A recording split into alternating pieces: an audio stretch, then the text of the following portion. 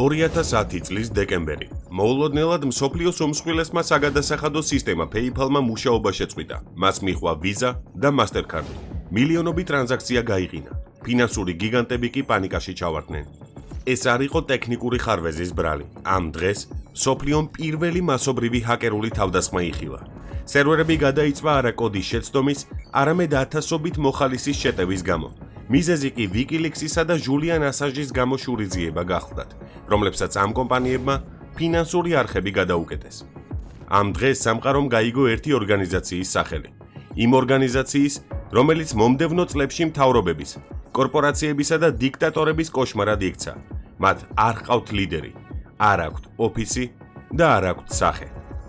ჩვენ ანონიმუსები ვართ, ჩვენ ვართ ლეგიონი, ჩვენ არაფერს ვივიწყებთ, ჩვენ არაფერს ვპატიობთ, გველოდეთ. Guy Fawkes-ის ნიღაბ სამოფარებული ჰაკერების ეს შეტყობინება ხშირ შემთხვევაში უცვლელია. ისინი მართლაც არაფერს ივიწყებენ და მართლაც არაფერს პატიობენ. სწორედ ამიტომ დღევანდელ ვიდეოში მოგიყვებით იმ ჰაკერების ისტორიას, რომლებიც შეიძლება ითქვას, რომ შეცვალეს სამყარო. დღევანდელ ვიდეოში მოგიყვებით იმას, თუ როგორ შეცვალა ანონიმუსების გამოჩენამ ინტერნეტ სამყარო. როგორ ებრძვიან დაჯგუფების წევრები პედოფილებს, კორუფციონერებს, დიდ კორპორაციებს და სახელმწიფოებს, რომლებიც მეზობელ ქვეყნებს ესხმიან თავს. თუმცა სანამ ამას ვიზა, მანამდე მინდა მადლობა გადაუხადოთ ციფრული ინდუსტრიის აკადემიას, რომელიც უკვე არაერთი თვეა ჩემს არს გვერდში უდგას. ვინც არ იცით რა არის ციფრული ინდუსტრიის აკადემია, ახლა ძალიან მოკლე მიმოხილვას გავაკეთე. ეს არის სივრცე, სადაც თქვენ შეგიძლიათ ისწავლოთ პროგრამირება, გრაფიკული დიზაინი, ინტერიერის დიზაინი, ხელოვნურ ინტელექტთან მუშაობა, სოცმედია და სხვა ის მიმართულებები, რომლებიც თანამედროვე სამყაროში დასაქმების პერსპექტივებს ერთიორად ზრდის.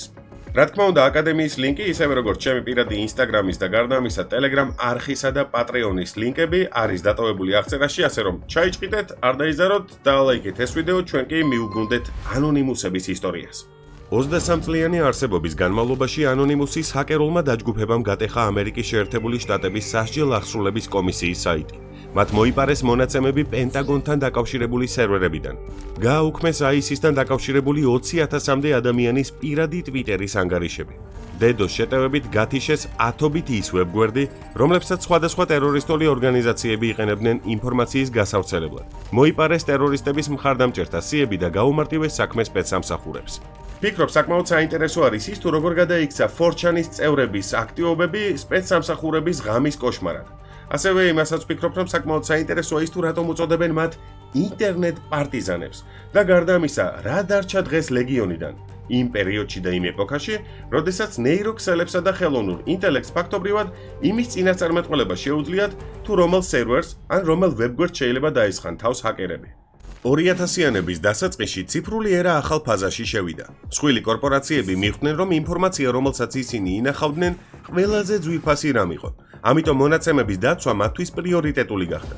სწორედ ამ პერიოდში ასპარეზზე გამოდიან ეგრეთ წოდებული ეთიკური ჰაკერები, ან როგორც მათ კიბერსამყაროში უწოდებენ, თეთრი ქუდები, white hats. მათი საქმიანობა ერთი შეხედვით პარადოქსულია. ისინი დამკვეთის დავალებით უტევენ ვებგვერდებს, ტეხავენ უსაფრთხოების პროტოკოლებს და ეძებენ იმ ხვრელებს სისტემაში, რომლებსაც რეალური კრიმინალები გამოიყენებდნენ. მათი მიზანი არ არა იმე ინფორმაციის მოპარვა, არამედ უსაფრთხოების სისტემის გაუმჯობესებაა. მაგრამ მიუხედავად უსაფრთხოების სისტემის ამ საკმაოდ ორიგინალური და ამავდროულად პარადოქსული მეთოდისა, ფაქტობრივად შეუძლებელია წინააღმდეგობა გაუწიო ერთდროულად ათასობით ჰაკერს და განსაკუთრებით იმ ჰაკერებს, რომლებიც ანონიმუსის დაჯგუფების წევრები არიან. არიან იმ დაჯგუფების წევრები, რომლებსაც არ ყავს კონკრეტული ლიდერი, რომელსაც არ აქვს კონკრეტული სამოქმედო გეგმა, რომელსაც არ აქვს სათავო ოფისი და რომელიც შეიძლება ითქვას, რომ ფაქტობრივად კიბერ-ანარქისტულ დაჯგუფებას წარმოადგენს. დღეს ანონიმუსის შესახებ თითქმის ყველა სმენია. ისინი უტევენ სამთავრობო სტრუქტურებს, მრავალმილიარდიან კორპორაციებს და იმ ორგანიზაციებს, რომლებიც ან არალეგალურ საქმიანობაში არიან ჩართულები, ან მათი აზრით სისტემურ უსამართლობასა და ბოროტებას ემსახურებიან. ხშირად ისინი საპროტესტო აქციებში გამომსვლელებსაც უჭერენ მხარს, თიშავენ სამთავრობო ვებგვერდებს, ამხელენ სახელმწიფო სტრუქტურების საიდუმლოებებს და მზის შუქზე გამოაქვთ ის, რის დამალვასაც ხელისუფლება ცდილობს. თუმცა მანამ სანამ მათ სახელს მსოფლიოს წამყვანი მედია საშუალებები აიტაცებდნენ და სანამ მათი სახელი, ანუ ანონიმუსის სახელი, თქვენთვის და ჩემთვის გახდებოდა ცნობილი, ყველაფერი ბევრად უფრო მარტივად დაიწყო. და იმისთვის, რომ აი ამ დასაწყის მიუბრუნდეთ და იმისთვის, რომ ბევრად უფრო კარგად გავიგოთ ის თუ ზოგადად რას წარმოადგენენ ანონიმუსები და რა მიზანს ემსახურებიან, უნდა დავიწყოთ სულ თავიდან. პრინციპში ის უნდა გავაკეთო, რასაც თითქმის ყველა ვიდეოში ვაკეთებ. მაგრამ მანამ სანამ ამას ვიზამ, ერთი მეგობრული თხოვნა მექნება, ეს იქნება აი მართლა მეგობრული თხოვნა. მოკლედ ერთმა ჩემმა გამომწერმა გამომიგზავნა აი ასეთი უგემრიელესი, შეიძლება ითქვას სნექი, მიუხედავად იმისა, რომ food blogger-ი არ ვარ, შევპირდი, რომ მეთქი პროდუქტი თუ მომეწონება, უცილებლად გავარეკლამებ თქო რა. მოკლედ ამას ქვია ჯანმრთელობის ელექსირი, მართლა არც თანხაა გადახდილი, არც არაფერი მსგავსი, უბრალოდ აი ეს გამომიგზავნა და შემადგენლობაში არის ნიგოზი, ნუში, ქეშიუ, გოგრის, თესლი, მზესუმზირა, ფინიკი, გარგარის ჭირი, სეზამი და თაფლი. გრამაჟის წერი ახლა მაგას აღარ ჩამოვთვლი. თხოვნა მექნება ვიდეოს აღწერაში დავტოვებ აუცილებლად ჯანმრთელობის ელექსირის page-ის links, ეგ page-ი დაალაიქეთ და თუ სურვილი გექნებათ გამოიწერეთ, უბრალოდ სიტყვაზე მენდეთ რომ არინანებთ მართლა მაგრად გაგისწორდებათ რა.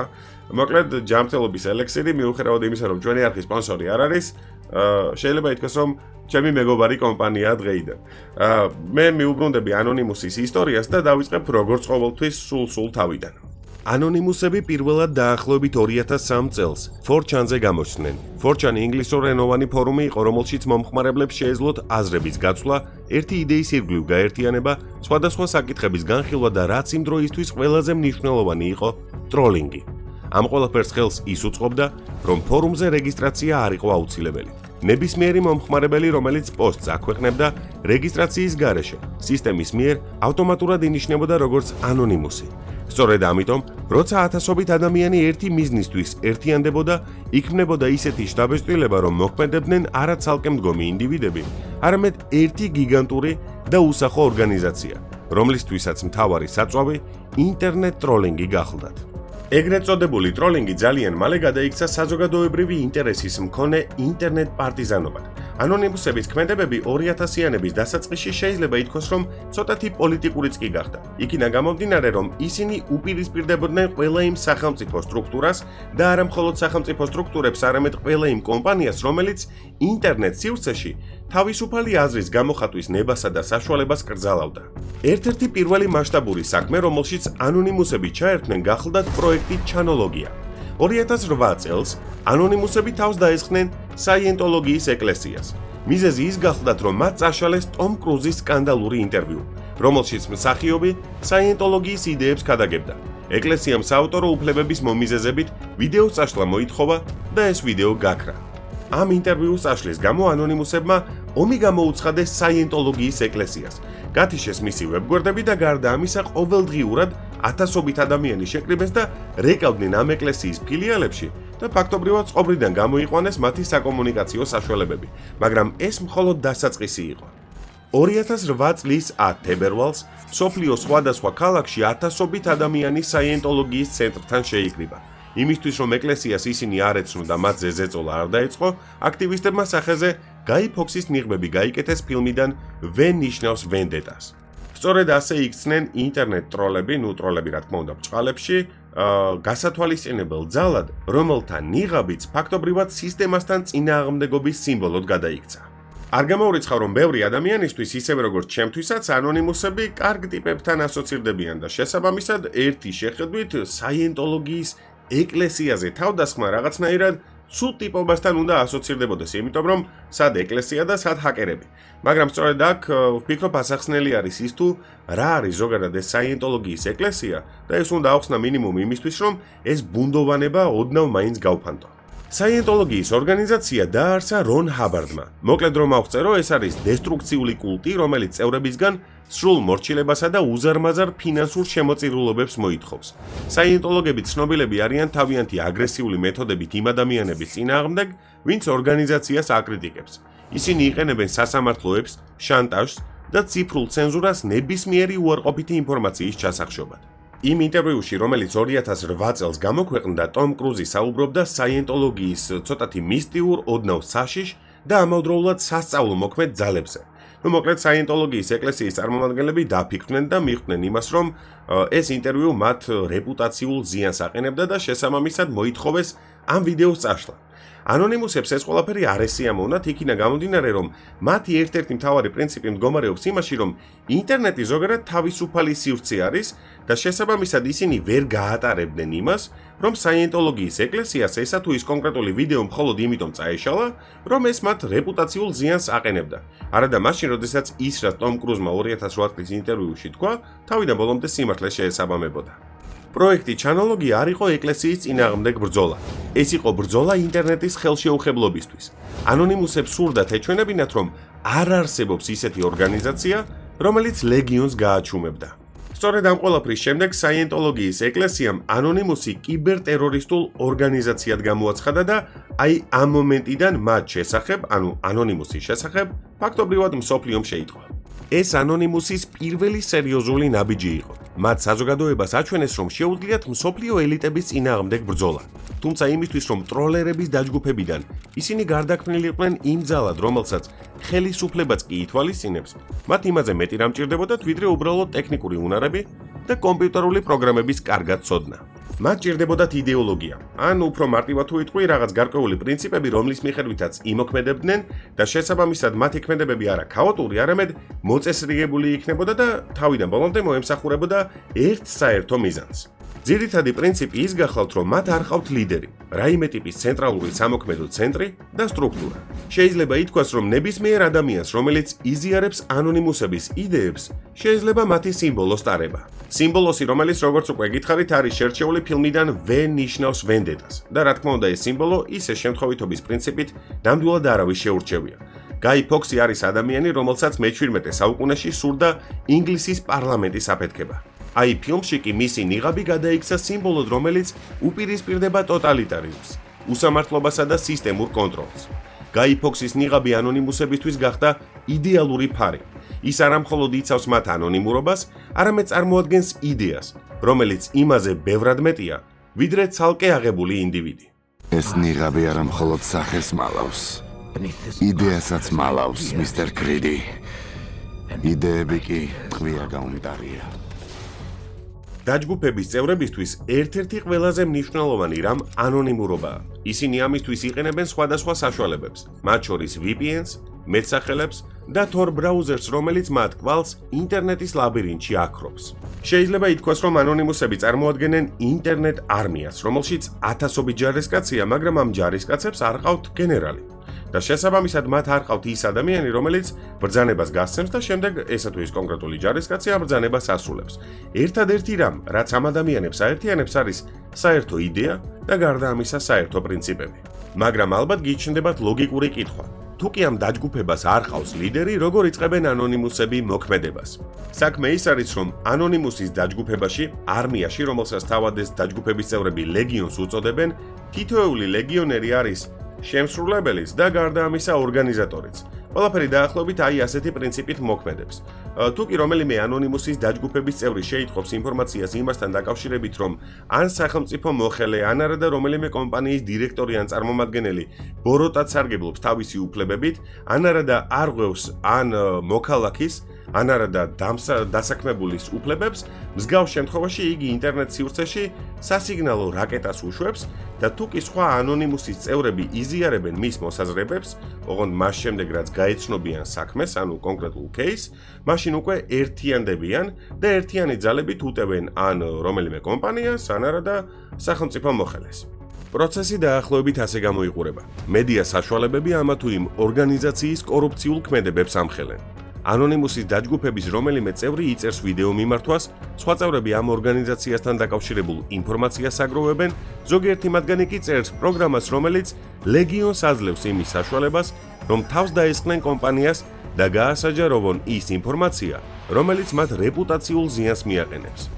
ძალიან მოკლედ რომ შევაჯამო, ანონიმუსებისთვის მთავარი არის რა თქმა უნდა ანონიმურობა, ალბათ მიხვდებოდით სახელიდან გამომდინარე, გარდა ამისა ის რომ მათი მთავარი სამიზნეები უნდა იყვნენ ის კომპანიები და ის ორგანიზაციები და ასევე ის სახელმწიფო სტრუქტურები, რომლებიც ადამიანების უფლებებს არღვევენ და მათთვის ყველაზე მნიშვნელოვანი ასე ვთქვათ მორალური კომპასი ის გახლავთ, რომ ინტერნეტ სივრცე იყოს თავიდან ბოლომდე თავისუფალი. ნუ ეს ძალიან მოკლე შეჯამება არის და ამ ყველაფრით მე მგონი ეს ნაწილი უნდა დავასრულოთ და გადავიდეთ იმ ქმედით უნარიან ნაბიჯებზე, რომლებიც ანონიმუსებმა გადადგეს მსგავსი კომპანიების, ორგანიზაციების და გარდა ამისა სახელმწიფო სტრუქტურების წინააღმდეგ. 2010 წლის ბოლოს ინტერნეტმა შეიძლება ითქვას, რომ გლობალური ომი იხილა. ყველაფრის ეპიცენტრში კი ერთი ადამიანი, ჟულიან ასანჟი და მისი პლატფორმა WikiLeaks-ი მოიქცა. ასანჟის ვებგვერდი გახლდათ საკმაოდ მძლავრი პლატფორმა ანონიმური ინფორმატორებისთვის, სადაც მათ სახელმწიფოებრივი მასშტაბის დანაშაულებების მხილება შეეძლოთ. სწორედ 2010 წელს ასანჟმა გამოაქვეყნა ის, რასაც Cablegate უწოდეს. ამერიკის სახელმწიფო დეპარტამენტის 250,000-ზე მეტი საიდუმლო დიპლომატიური მიმოწერა. სოფლიო მიხილა ერაყისა და ავღანეთის ომებში მშვიდობიანი მოსახლეობის დახოცვის კადრები. ამას გარდა შეიტყო ის თუ როგორ აშანტაჟებდნენ და უთვალთვალებდნენ დიპლომატები მოკავშირე ქვეყნის ლიდერებს. ამან სახელმწიფო მანქანა საგონებელში ჩააგდო. ხელისუფლებამ ასანჟს ფაქტობრივად ომი გამოუცხადა, იმიტომ რომ მას ციფრული ტერორისტის სტატუსი მიენიჭა, ანუ ამ ადამიანს, თუმცა მიუხედავად ამისა, WikiLeaks-ის ვებგვერდის გათიშვა ვერ მოხერხდა. ვერ მოხერხდა ერთი მარტივი, თუმცა ამავდროულად გენიალური მიზეზის გამო. WikiLeaks-ი იყო გაშვებული სარკულ სერვერებზე მთელი მსოფლიოს მასშტაბით. ეხლა აგიხსნით იმას, თუ რას ნიშნავს სარკულის სერვერი. წარმოიდგინეთ ასეთი სიტუაცია, რომ ხელისუფლებას უნდა ერთი კონკრეტული წიგნის განადგურება. თუ კი ეს წიგნი მხოლოდ ერთი ეგზემპლარით არის დაბეჭდილი, უბრალოდ ამ ეგზემპლარს დაწოვენ, დახევენ, გაანადგურებენ და მორჩა, მის წაკითხოს ვეღარავინ ვეღარ შეძლებს. მაგრამ თუ კი ეს წიგნი მილიონობით ტირაჟით არის გამოცემული, ვერავინ ვერ შეძლებს ამ წიგნის თავიდან ბოლომდე განადგურებას, იმიტომ რომ სადღაც რომელიღაცა ბიბლიოთეკაში ან ვიღაცის სახლში ეს წიგნი დარჩება. დაახლოებით ასე იყო მოკლედ ასანჟის WikiLeaks-ი აწყობილი. ასანჟის WikiLeaks-ის სერვერები იყო არა 1 და 2, არამედ რამდენიმე 1000. და შესაბამისად მაშინ, როდესაც ერთ სერვერს თიშავდა ხელისუფლება, ვიღაცა უცებ ადგებოდა და დააკოპირებდა ამ სერვერზე არსებულ ინფორმაციას და შესაბამისად WikiLeaks-ზე გამოქვეყნებული მასალა, ანუ ის მასალა, რომელზეც სულ ცოტა ხნის წინ ვისაუბრე, ვერ გააქრეს ინტერნეტ სივრციდან. სწორედ ამ მიმოწერებისა და უდანაშაულო ადამიანების მკვლელობების კადრების გასაჯაროების შემდეგ, ამერიკის მთავრობის არაოფიციალური ზეწოლით ვიზამ, MasterCard-მა, Western Union-მა და PayPal-მა ერთდროულად დაბლოკეს WikiLeaks-ის ანგარიშები. მათ ორგანიზაციას ფაქტობრივად ჟანგბადი გადაუკეტეს. ეს იყო უპრეცედენტო შემთხვევა, იქიდან გამომდინარე, რომ ფინანსურ ორგანიზაციებს იმისთვის, რომ ამა თუ იმ კონკრეტული ადამიანის ანგარიში დაბლოკონ, ესაჭიროებათ, წესით და რიგით ესაჭიროებათ სასამართლო განჩინება. აი, ასანჟის შემთხვევაში კი მსგავსი განჩინება უბრალოდ არ არსებობდა. როგორც უკვე გითხარით, ხელისუფლება არაოფიციალურად აწვებოდა, ასე ვთქვათ, ამ კომპანიებს. და ეს იყო ბოლო წვეთი მოთმინების ფიალაში ჩაწვეთებული ანონიმუსისთვის და მათ გადაწყვიტეს ამ კომპანიების წინააღმდეგ ბრძოლა. ოღონდ არა მხოლოდ იმიტომ, რომ ჟულიან ასანჟი დაეცვათ, არამედ იმიტომ, რომ ისინი წინააღმდეგები იყვნენ ნებისმიერი ფორმის ფინანსური ტირანიის. სწორედ აი ამ პერიოდში ინტერნეტ სივრცეში გამოჩნდა ეგრეთ წოდებული სასიგნალო რაკეტა და დაანონსდა ოპერაცია შურისძიება. 4chan-ზე, Twitter-სა და სხვა პლატფორმებზე ანონიმუსებმა გამოაქვეყნეს პოსტერები, რომლებზეც შემდეგი რამ ეწერა. მიუხედავად იმისა, ვეთანხმებით თუ არა WikiLeaks-ის საქმიანობას, ჩვენ არ ვეთანხმებით ცენზურის არც ერთ ფორმას. სიტყვის თავისუფლება თავისუფალი საზოგადოების საფუძველია. ინტერნეტ სივრცის ათასობით მომხმარებელმა თავის კომპიუტერში ჩაიწერა პროგრამა LOIKI, Low Orbit Ion Cannon. და შეიძლება გაგეცინოთ, მაგრამ ეს სახელწოდება მოდის საკმაოდ ცნობილი კომპიუტერული თამაში StarCraft-დან. უშუალოდ ამ კომპიუტერული პროგრამის დეტალებს ნამდვილად ვერ გაგაცნობთ, მაგრამ დაახლოებით მაინც მოგიყვებით იმას, თუ რას აკეთებს ეს პროგრამა. მოკლედ, ამ კონკრეტულ შემთხვევაში პროგრამა აგზავნიდა ერთდროულად ათასობით უაზრო რეკვესტს, ანუ უაზრო მოთხოვნას კონკრეტულ საიტზე, ამ შემთხვევაში PayPal-ზე, მაგალითად მოთხოვნას თანხის გამოტანასთან დაკავშირებით, მოთხოვნას რეგისტრაციასთან დაკავშირებით, მოთხოვნას ეგრეთ წოდებული support-ის, ანუ დახმარების ჩატის გახსნასთან დაკავშირებით და ასე შემდეგ და ასე შემდეგ. და შესაბამისად, მაშინ როდესაც ათასობით უაზრო მოთხოვნა ფიქსირდებოდა, ოღონდ ათასობით კი არა, ასობით ათასი უაზრო მოთხოვნა ფიქსირდებოდა, რეალური მომხმარებელი პარალელურ რეჟიმში ვერ ახერხებდა საიტზე შესვლას და შესაბამისად საიტი ითიშებოდა. ყველაზე საინტერესო ამ პროგრამაში ის გახლდათ, რომ მის გამოყენებას არ სჭირდებოდა რაიმე განსაკუთრებული ცოდნა. ნებისმიერ ადამიანს, რომელსაც ინტერნეტთან წვდომა ჰქონდა, შეეძლო მისი ჩაწერა და ერთი ღილაკის დაჭერით ანონიმუსისთვის საკუთარ კომპიუტერთან წვდომის მიცემა. შეიძლება ითქვას, რომ ეს ჰაკერობის დემოკრატიზაცია იყო.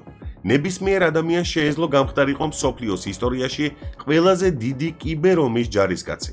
და ალბათ გიჩნდებათ შეკითხვა: რა მოყვა აი ამ ლოიქის გამოყენებას?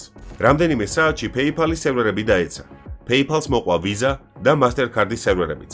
მსოფლიოს ფინანსური გიგანტები, რომლებიც თავს ხელშეუხებლად მიიჩნევდნენ, უძლურნი აღმოჩნდნენ ნიღბიანი ლეგიონის წინაშე.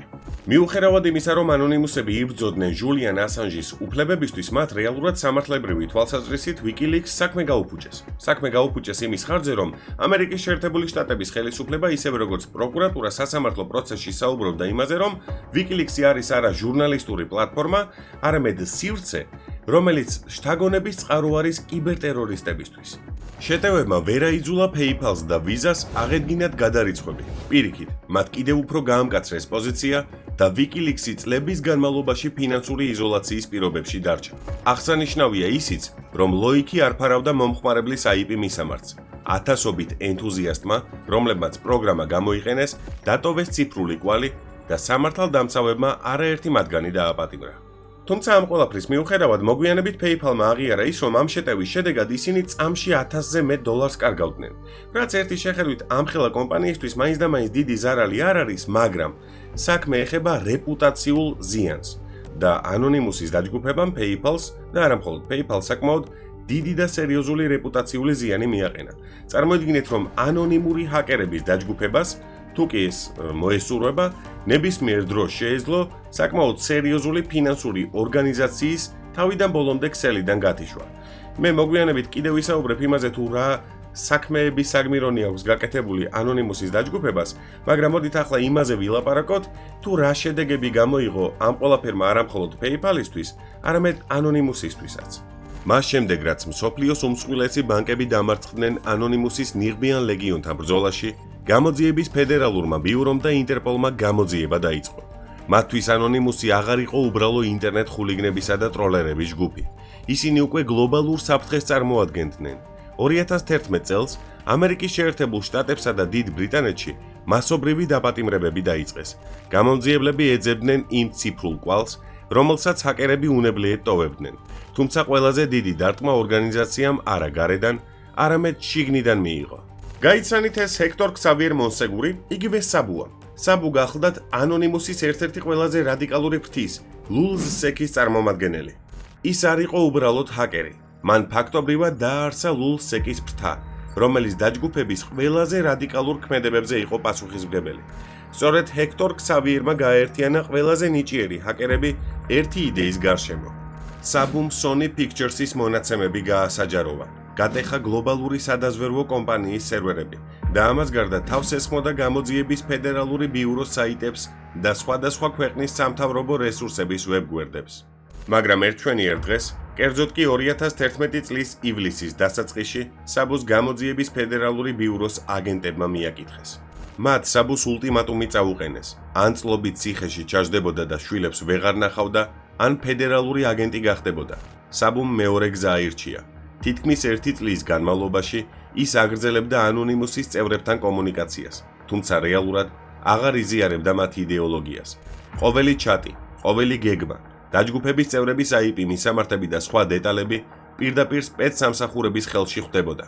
ისე წარმოიდგინეთ სიტუაცია, რომ ხართ ჰაკერი, ამ LulzSec-ის წევრი, ამ დროს საბუ აანონსებს, რომ ამა თუ იმ კომპანიას თავს დავესხათ, არ ვიცი, ინფორმაცია მოვპაროთ, იმიტომ რომ ცუდი ტიპები არიან ან რაღაც მსგავსი და თქვენც თვალდახუჭული მიყვებით მის იდეებს, იმიტომ რომ ის თქვენთვის, რავი, სათაყვანებელი ჰაკერია. მართალია საბუმ არჩია შვილებთან ურთიერთობა, თუმცა მიუხედავად ამისა, ამ ყველაფრის ფასი სხვა ადამიანების თავისუფლება იყო. გამოვშვით კომენტარებში რას ფიქრობთ საბუზე. მე არ ვიტყვი რას ვფიქრობ საბუზე, იმიტომ რომ ცოდნის პორტალზე ჯერჯერობით არ დარღვეულა ცენზურა, რამდენადაც მე მახსოვს. კაი, გავაგზავნებ საბუს და არა მხოლოდ საბუს ისტორიას. მალევე ლეგიონერების დაკავება დაიწყეს. რა თქმა უნდა, დაჯგუფების წევრები მიხვდნენ, რომ თითქმის ყველა დაკავებული საბუსთან იყო კავშირში და მასთან კომუნიკაცია შეწყვიტეს. ამის შემდეგ ანონიმუსების ყველაზე ნიჭიერი ჰაკერები იატაკ ქვეშეთში გადავიდნენ და იქიდან დაიწყეს ბრძოლა. ორგანიზაციამ მუტაცია განიცადა. ისინი უფრო ფრთხილები გახდნენ და მათი სამიზნეებიც შეიცვალა. დროსთან ერთად ისინი დაუპირისპირდნენ ისეთ გლობალურ პრობლემებს, როგორებიც არის ტერორიზმი, კორუფცია, ბავშვთა პორნოგრაფია და თქვენ წარმოიდგინეთ ომიც კი. 2015 წლის 13 ნოემბერი. პარიზში მომხდარმა ტერაქტებმა მსოფლიო შეძრა. რამდენიმე ტერორისტმა ქალაქის სხვადასხვა უბანში სინქრონულად გაუხსნა ცეცხლი მშვიდობიან მოქალაქეებს. ყველაზე დიდი ტრაგედია ბატაკლანის თეატრში მოხდა. ამ დღეს საერთო ჯამში 130 ადამიანი დაიღუპა, ასობით ადამიანი კი მძიმედ დაშავდა. პასუხისმგებლობა ტერორისტულმა ორგანიზაცია ISIS-მა აიღო. მათ ინტერნეტი ამ ტერაქტის ზეიმისთვის და ახალი მუქარების გასავრცელებლად გამოიყენეს და სწორედ ამან გამოიწვია ანონიმუსის მრისხანება. ტრაგედიიდან რამდენიმე დღეში ინტერნეტში გამოჩნდა ვიდეო, სადაც ჩავებში ჩაცმული გაი ფოქსის ნიღბიანი ფიგურა ფრანგულ ენაზე საუბრობდა. მათ დაანონსეს ოპერაცია პარიზი. ანონიმუსმა პირობა დადო, რომ არ მისცემდა ISIS-ის წარმომადგენლებს ინტერნეტ სივრცეში მოსვენების საშუალებას. წარმოიდგინეთ, რომ ტერორისტები, რომლებიც წლების განმავლობაში სოციალურ ქსელებს იყენებდნენ პროპაგანდისთვის, ახალი წევრების რეკრუტირებისთვის და გარდა ამისა ადამიანების დაშინებისთვის, თავად გახდნენ მსხვერპლები. ჰაკერებმა შექმნეს სპეციალური ბოტები, რომლებიც ავტომატურ რეჟიმში ეძებდნენ და აიდენტიფიცირებდნენ ტერორისტულ კონტენტს. შედეგი გამანადგურებელი იყო. მხოლოდ პირველ კვირაში მათ 20,000-ზე მეტი ტვიტერის აკაუნტი გააუქმეს. სანამ იმას გეტყვით, თუ რა იყო ყველაზე დიდი დარტყმა ISIS-ისთვის ანონიმუსის მხრიდან, მანამდე უნდა შეგახსენოთ ის ფაქტი, რომ ეს ანონიმუსები არიან ოდესღაც 4chanis ინტერნეტ ტროლები. ანუ ის ადამიანები, რომლებიც ყველაფერზე კილიკობენ და ყველაფერის გაშარჟება შეუძლიათ. მოკლედ, მათ სოციალურ ქსელებში დაიწყეს #ISIS-ით ისეთი ტიპის ფოტოკოლაჟების გამოქვეყნება, რომლებიც შეიძლება ითქვას, რომ ამ ტერორისტული ორგანიზაციის წევრებს რეპუტაციულ ზიანს აყენებდა, მაგრამ რა თქმა უნდა, მხოლოდ ამით ისინი არ შემოფარგლულონ. მათ მიაგნეს ტერორისტების ბიტკოინ საფულეებს, რომელთა მეშვეობითაც ხდებოდა იარაღისა და ოპერაციების დაფინანსება. ჰაკერებმა მოახერხეს $3 მილიონ მეტი ღირებულების კრიპტოვალუტის იდენტიფიცირება და მონაცემების სპეცსამსახურებისთვის გადაცემა. მაგრამ რა მოყვა ამ ყველაფერს? მოახერხა თუ არა სპეცსამსახურებმა ის, რომ არსებული ინფორმაცია გამოეყენებინათ სათავისო და დაეჭირათ ის ადამიანები, რომლებიც ტერორისტულ ორგანიზაციაში იყვნენ. მიუხედავად იმისა, რომ სახელმწიფო სტრუქტურები ამ ყველაფერს უარყოფენ, რა თქმა უნდა კი. იდენტიფიცირებული ბიტკოინ საფულეების მეშვეობით სპეცსამსახურებამ მოახერხეს ტერორისტების დაფინანსების რამდენიმე მსხვილი არხის გადაკეტვა. ევროპულმა სადაზვერვო სამსახურებამ და გამოძიების ფედერალური ბიუროს აგენტებმა გამოიყენეს ანონიმუსის მიერ მოპოვებული მონაცემები და დააპატიმრეს ის ადამიანები, რომლებიც ტერორისტულ ორგანიზაცია ISIS-ში ლოჯისტიკაზე და რეკრუტირებაზე იყვნენ პასუხისმგებლები. სწორედ ამ ოპერაციამ აჩვენა ის, რომ მაშინ, როდესაც საქმე ეხება გლობალურ პრობლემას, ანონიმუსის წარმომადგენლებს შეუძლიათ, რომ თავიანთი პრინციპები ცოტა ხნით გვერდზე გადადონ და ითანამშრომლონ სახელმწიფო სტრუქტურებთან. უпростоოდ აი ამ მოვლენების შემდეგ საზოგადოებასაც შედარებით უფრო ისეთი თბილი და კარგი წარმოდგენა აქვს ანონიმუსზე. მაგრამ ეს არ არის ერთადერთი საქმე, სადაც მათ შეიძლება ითქვას, რომ თავი გამოიჩინეს. ანონიმუსები გარდა ტერორისტებისა დაუპირისპირდნენ პედოფილებს. დაჯგუფებამ მიაგნო ვებგვერდს სახელწოდებით Freedom Hosting, რომლის სერვერებზეც ათასობით პედოფილური კონტენტი იყო განთავსებული. ერთ-ერთი ყველაზე დიდი და ცნობილი ვებგვერდი კი Lolita City გახლდათ. ანონიმუსმა არა მხოლოდ გათიშა ეს საიტები, არამედ მოახერხა ის, რასაც გამოძიების ფედერალური ბიურო წლების განმავლობაში ვერ ახერხებდა. მათ გატეხეს მონაცემთა ბაზა და გაასაჯაროვეს 1500-ზე მეტი მომხმარებლის პერსონალური ინფორმაცია. ეს ადამიანები თავს დაცულად გრძნობდნენ, თუმცა ერთ მშვენიერ დღეს მათი სახელები, მისამართები, ფოტოები და სხვა დეტალები გასაჯაროვდა. იმისთვის, რომ უფრო უკეთ წარმოიდგინოთ თუ რამხელა პრობლემას დაუპირისპირდნენ ანონიმუსები, გეტყვით იმას, რომ მხოლოდ ერთ ვებგვერდზე, ეგრეთ წოდებულ Lolita City-ზე ინახებოდა 1000 გიგაბაიტზე მეტი ბავშვთა პორნოგრაფიული ვიდეო. გასათვალისწინებელია ისიც, რომ მომხმარებლები ფიქრობდნენ, რომ მათი პირადი ინფორმაცია დაცული იყო. თუმცა ეგრეთ წოდებული SQL ინჯექშენების დახმარებით, ჰაკერებმა შეაღწიეს Freedom Hosting-ში, გათიშეს 40-ზე მეტი ვებგვერდი და მოიპოვეს იმ ადამიანების პირადი ინფორმაცია, რომლებიც მათი მომხმარებლები იყვნენ. შედეგმა არ დააყოვნა. ამ ინფორმაციაზე დაყრდნობით ინტერპოლმა და სხვადასხვა ქვეყნის სამართალდამცავებმა მასობრივი დაპატიმრებები დაიწყო.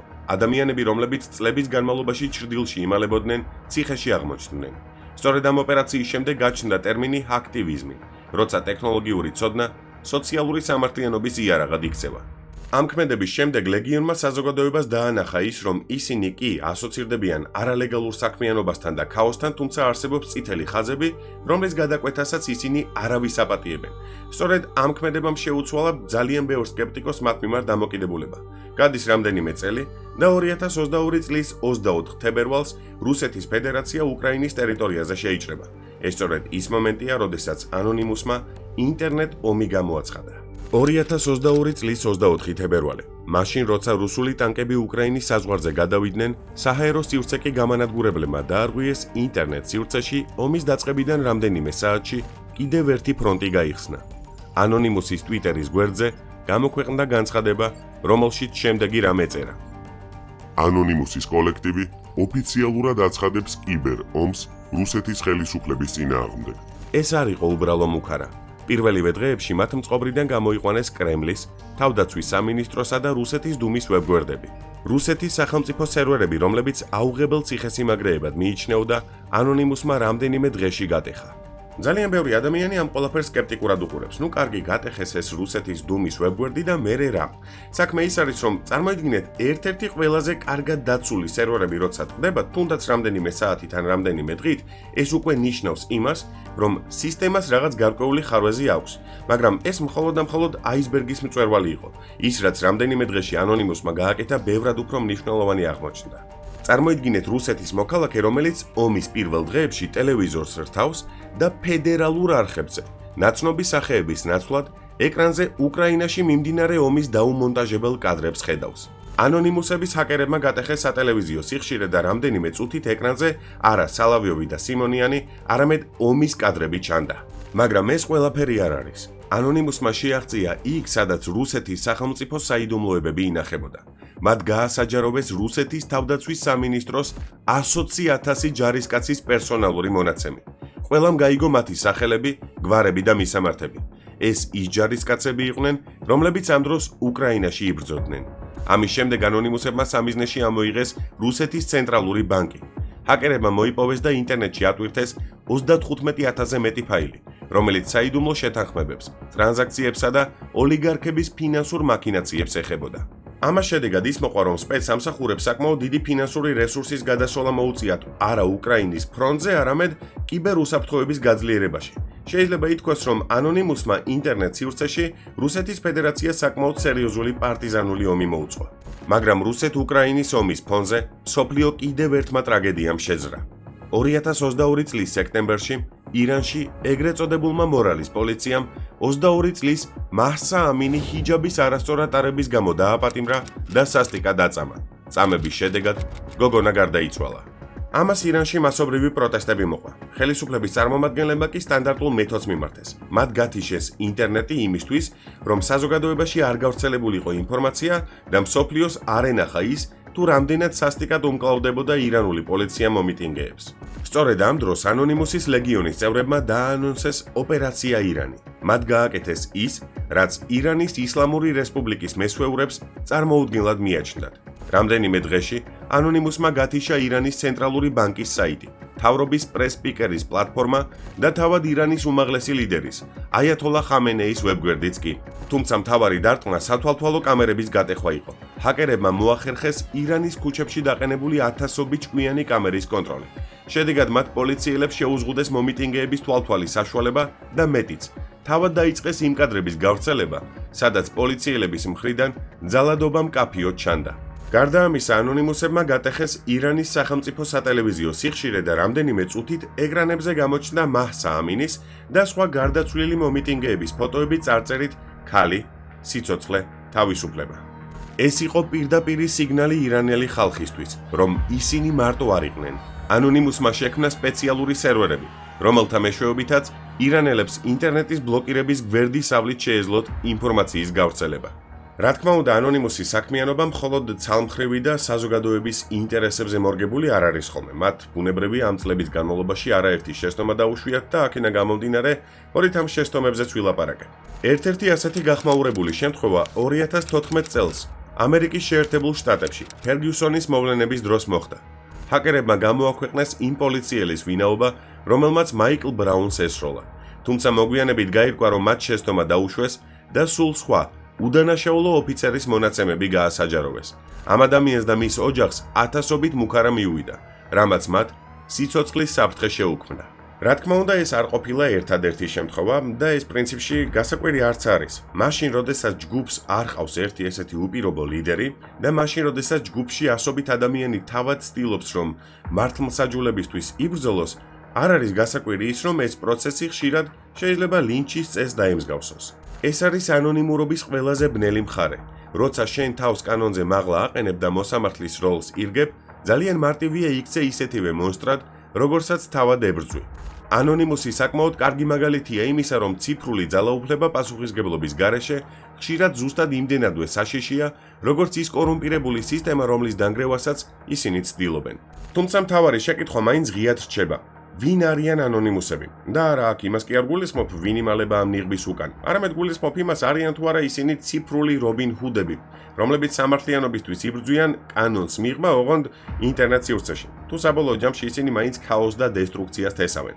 ეს ის შეკითხვა არის, რომელსაც თქვენ დაგიტოვებთ, კომენტარებში თქვენს პასუხს დაველოდები, ჩემს აზრსაც გეტყვით, ჩემი აზრით ისინი კარგი ტიპები არიან, ყოველ შემთხვევაში ამის მინდა რომ ჯეროდეს.